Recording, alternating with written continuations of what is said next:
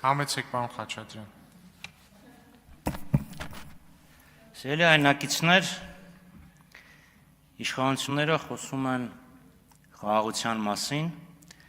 սակայն չեն կարողանում բերել մի որևէ օրինակ, երբ երկու երկրների միջև հաստատում է խաղաղություն, բայց զավթիչը իր զավթիչ զորքերը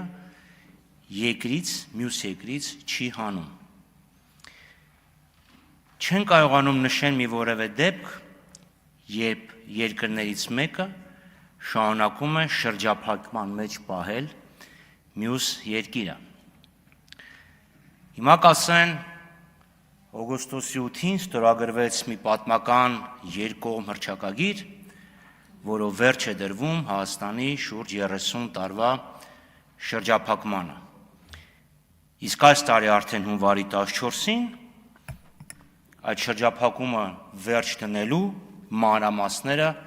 հաստատվեցին եւ համաձայնեցվեցին։ Խոսքը թրիփի մասին է։ Նա մեզ մուլտիմոդալ տրանսպորտային անցում։ Իդեպ մինչև այս հայտարարությունը,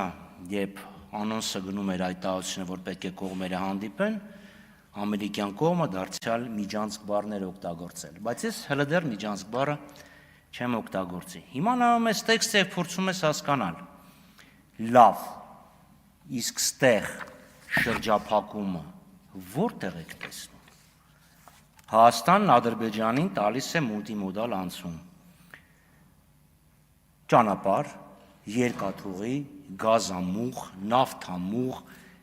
երկաթգիծ, ներողություն, ուրեմն էլեկտրական հոսանքի գծեր, կապի մալուխ, իսկ Հայաստանը ինչ է ստանում։ Սրանով ինչպես է ճեղքվում Հայաստանի շրջափակումը, երբ ոչ այս թղթի մեջ,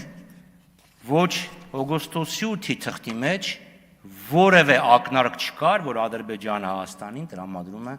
անխոչնդոտ անցում։ Ինչ որ անորոշ փոխադարձ առավելությունների մասին է խոսք, որպեսզի Հայաստանի շրջափակումը ճեղքվի, սրա հետ զուգահեռ առնվազն նույն մանրամասներով եւ նույն խոստումներով Ադրբեջանը պետք է խոստանար Հայաստանին առնվազն Նախիջևանի միջով տրամադրել անխոչնդոտ ոչ միայն անցում, այլ նաեւ գազամուղ, նավթամուղ եւ այլն։ Չկա տենց բան, ավելին ասեմ, կան ռիսկեր։ Եթե կա Թբիլիսի, Բաքու-Թբիլիսի Ջեյհան նավթամուղը, Բաքու-Թբիլիսի Էրզրում գազամուղը, այս նոր նավթամուղը եւ գազամուղը ինչի համար է արվում։ Կա դրա պատասխանը։ Կասկածային է, որ սա կլինի այն քայլը, որ հետո Ադրբեջանը եւ Հայաստանը ունենան մեկ ընդհանուր էներգետիկ համակարգ եւ նոր կախվածություն, կես րոպե, նոր կախվածություն։ Պարոն Խաչատրյան, չի կարելի կես րոպե, որովհետեւ 3 րոպե է ամբողջ ելույթը։ Հայկ Մամիջանյան։